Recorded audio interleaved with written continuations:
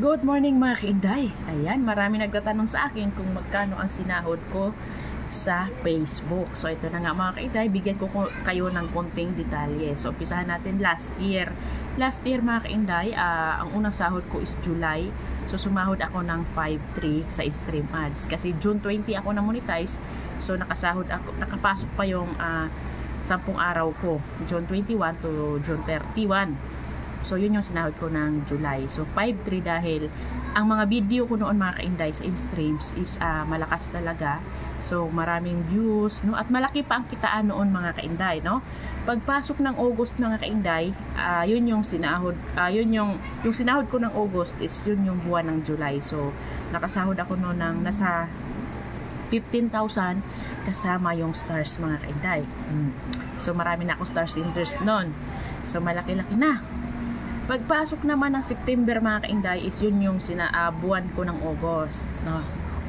So ganun kasi mga kainday, may parang YouTube lang, may 21 days na ano yung parang late, no? So ang sinahod ko ng September mga kainday is nasa 13,000, no? Kasama na rin yun yung stream ads at saka stars, no? Pagpasok ng October mga kainday, ang sinahod ko na lang isa sa stars. Sa buwan ng September yon. Oo. Pagpasok ng October sa stars ko na lang. Stars yung sinahod ko. So, nasa 5.2. Pagpasok naman ng November, kasi wala akong sinahod ng October sa stream ads kasi hindi nakahabol. So, pagpasok ng November, ang sinahod ko is sa stream ads na naman. Wala na namang stars. So, nasa 5,000 pa rin mga kainday. Tapos, noong December, sa stars ulit mga kainday. So ngayon mga kainday, pagpasok ng 2024 is hindi na talaga mga kainday. Konti na lang yung sinasahod ko every 2 months. Dahil nga mga kainday, mas mahina na yung kitaan ngayon mga kainday. Pero kahit ganun pa man mga kainday, malaking tulong talaga siya kasi naiipon yun mga kainday. So kung halimbawa hindi ka sasahod ngayong buwan, kasi hindi umabot sa quota, pagka next month, lalaki na rin yung sasahurin mo mga kainday, more than $100 na rin kasi yung 2 buwan is magsama. Pero sa stars ko mga kainday is wala talagang masyado kasi kumunti na lang kasi yung stars senders ko. So yung kinikita ko ngayon is sa live, sa streams at saka sa reels, yung tatlo na yon, doon lang ako kumikita ng sintabo araw-araw mga kainday. Kaya sa pagtsatsaga-tsaga ko rin ng upload ng video mga kainday, ng kahit ano-anong video is yun nga mga kainday, nakaipon din ako. At kaya isa rin siguro sa mga dahilan kaya hindi ako nakasahod ng monthly ngayong 2024 is dahil simula kasi noong January na mahinga ako sa aking pagla-live.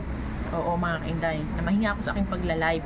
Kasi kailangan kasi dito mga kainday, masipag ka talaga, no? Kasi at saka dapat magaling ka talaga dito kasi para magkaroon ka ng star senders mga kainday ba?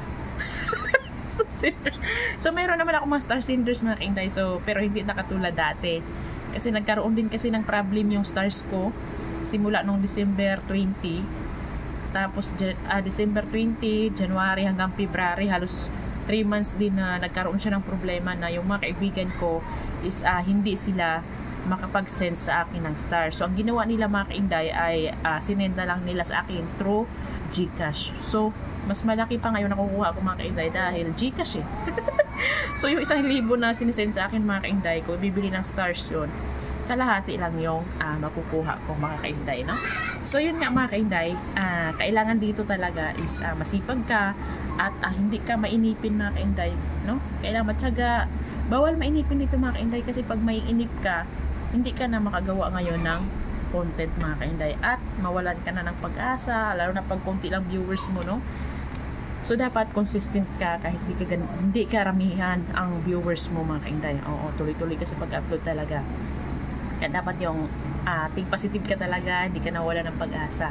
So ako mga kainday, kahit sintabo yung iniipon ko araw-araw, masaya ako mga kainday kasi yung sintabo naman na iniipon ko is dollar. At saka mga kainday, wala tayong napupulot na sintabo sa araw-araw, di ba? So malaking tulong na yun sa akin mga kainday. So ito lang yung masasabi ko mga kainday, no? Sipag at syaga lang talaga mga kainday. At syempre magdasal din tayo kay Lord para i-guide tayo ni Lord na palagi. So yun lang mga kainday. Thank you for watching.